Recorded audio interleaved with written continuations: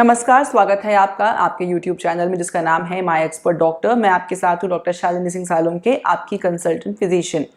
इस चैनल के माध्यम से हमारी सिर्फ इतनी सी कोशिश है कि हम आप तक health related science based authentic information पहुँचा पाएँ ताकि आपका भविष्य सुंदर, सफल, सुखद और स्वास्थ्यमय रहे।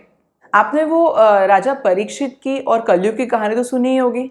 नहीं सुनी है तो परेशान मत होइए, मैं एक ब्रीफ में सुना देती हूँ, छोटी सी कहानी है। तो राजा परीक्षित अर्जुन के ग्रैंडसन या पौत्र थे।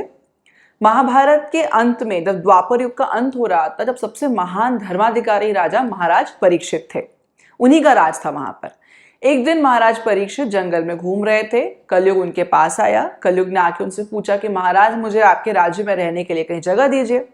महाराज ने बोला, तुम ऐसी जगह पे रह सकते हो जहां पर व्यसन हो, वायलेंस हो, ब्रुटैलिटी हो, जहां पर अल्कोहल लेते हो लोग, जहां गैम्बलिंग करते हो यानी जुआ लेते हो, ऐसी जगहों पे तुम रह सकते हो।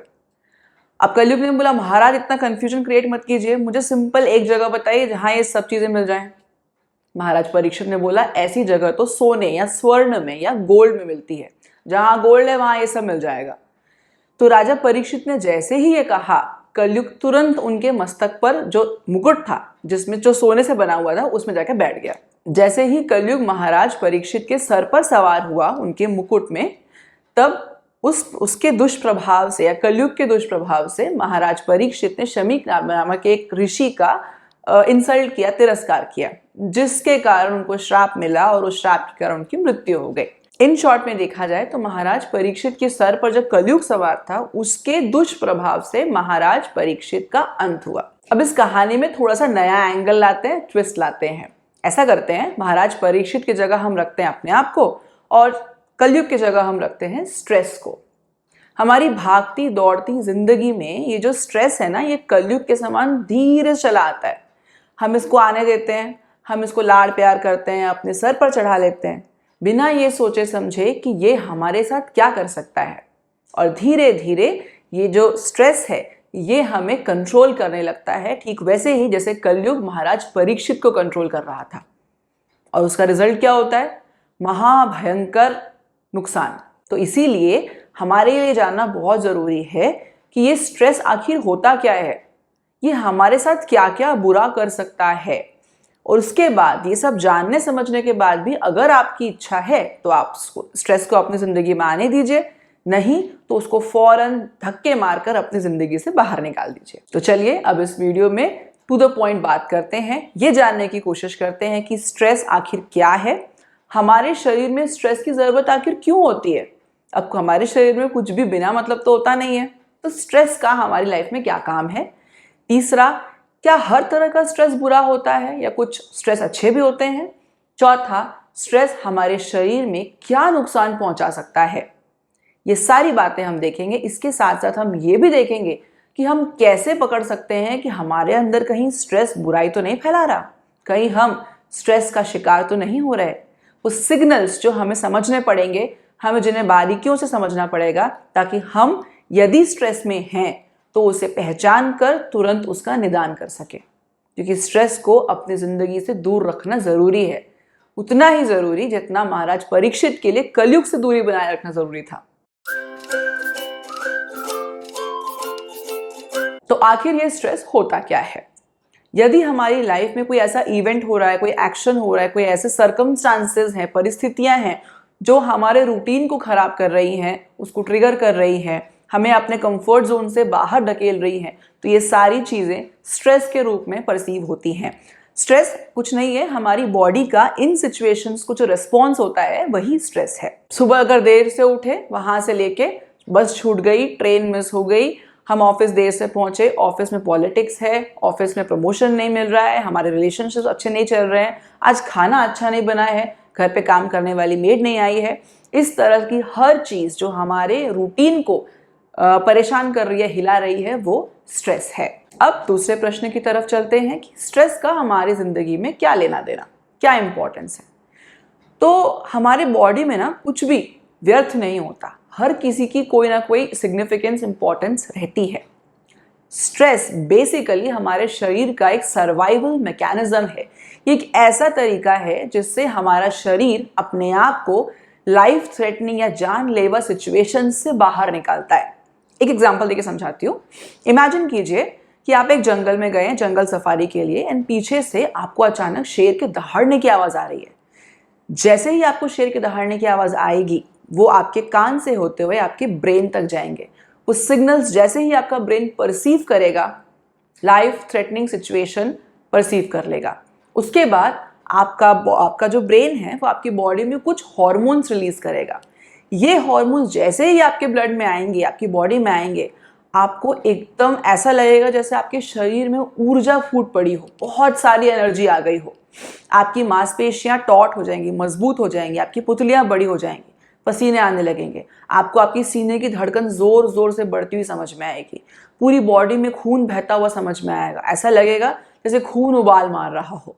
इस सिचुएशन में आप इतने ज्यादा ताकत से भरे हुए हो, ऊर्जा से भरे हुए हो कि अगर आप भागना शुरू करो ओलंपिक्स में तो उसेन बोल्ट को पीछे छोड़ दोगे। ऐसी सिचुएशन क्रिएट करने के लिए जो रिस्पॉन्स डेवलप हुआ है, आपकी बॉडी में जो चेंजेस आए हैं, ये उस मुसीबत से बचने के लिए आए हैं। और ये काम हुआ है स्ट्रेस हार्मोन्स के कारण, या स्ट्रेस जो सर्वाइकल मैकेनिज्म है उसके कारण। यदि ये मैकेनिज्म नहीं होता तो आप वहीं खड़े हो जाते और शेर आके आपको खा जाता। अब इस सिचुएशन के दो आउटकम हो सकते हैं। पहला तो ऑब्वियस है, शेर आपको खा जाएगा, उस सिचुएशन में लाइफ वहीं खत्म हो गई। दूसरी सिचुएशन ये हो सकती है कि इस सर्वाइवल मैकेनिज्म की वजह से आप वहां से भाग निकले और बच गए। थोड़े टाइम के बाद जब आपके ब्रेन को समझ में आ जाएगा कि अब कोई थ्रेट नहीं है, तो ये सारे हॉर्मोन्स नॉर्मल लेवल में चले जाएंगे एंड आप नॉर्मल हो जाओगे। ये जो सिचुएशन है ना, ये पूरी सिचुएशन कहलाती है एक्यूट स्ट्रेस। मतलब एक ट्रिगर आया, आपकी बॉडी ने रिएक्ट किया, आपको बचा लिया एंड सब कुछ नॉर्मल हो गया। ये जो पूरा मैकेनिज्म था, इससे आपके शरीर को बहुत नुकसान तो नहीं पहुंचा, लेकिन आपकी जान बच गई, जो स्ट्रेस का एक्चुअल रीजन होता है आपकी बॉडी में स्ट्रेस डेवलप होने का। बट आजकल के टाइम पे कुछ लोग ऐसे हैं हमारे आसपास, या बेसिकली हम भी हो सकते हैं, जो हर छोटी से छोटी चीज़ों से लेके बड़ी से बड़ी चीज़, सब चीज़ों का स्ट्रेस लेकर घूमते हैं। जैसे कि अलार्म नहीं बजा, ऑफिस के लिए लेट हो गए, खाना नाश्ता टाइम पे नहीं मिला तो भूखे चले गए, ट्रेन मिस हो गई, ट्रैफिक में फंस गए हैं, मार्क्स अच्छे नहीं आ रहे हैं, इंटरव्यू अच्छा नहीं जा रहा है, जॉब में सेटिस्फाइड नहीं है, रिलेशनशिप अच्छी नहीं चल रही हैं। इस तरह से छोटी से लेकर बड़ी हर चीज़ स्ट्रेस ट्रिगर की तरह काम करती है हमारे लिए। इन सिचुएशंस में अगर ये कॉन्स्टेंटली स्ट्रेस हॉर्मोन्स हमारी बॉडी में बने रहते हैं लंबे टाइम तक, साल, 1.5 साल, 2 साल, 3 साल, 5 साल, और हम प्रॉपर तरीके से नींद लेके या स्ट्रेस मैनेजमेंट टेक्निक्स यूज करके स्ट्रेस को कम नहीं कर रहे हैं, तो ये हमारे शरीर में इररिपेरेबल डैमेज कर देती है, जिसको हम क्रॉनिक डिजीज के नाम से जानते हैं, जो कि diabetes, blood pressure, heart problem कुछ भी हो सकता है। इन सिचुएशंस में मोस्ट ऑफ द टाइम्स हमारा शरीर डैमेज हो जाता है। तो इसका मतलब हर तरह का स्ट्रेस बुरा नहीं होता। यदि कोई एक्यूट स्ट्रेस है, वो अपना पर्पस फुलफिल कर ले रहा है, बॉडी नॉर्मलाइज हो जा रही है एंड स्ट्रेस का रिस्पॉन्स खत्म हो रहा है, हम नॉर्मल है, तो ये स्ट्रेस अच्छा है, क्योंकि हमको इंप्रूव करता है, हमें सर्वाइव करने में हेल्प करता है।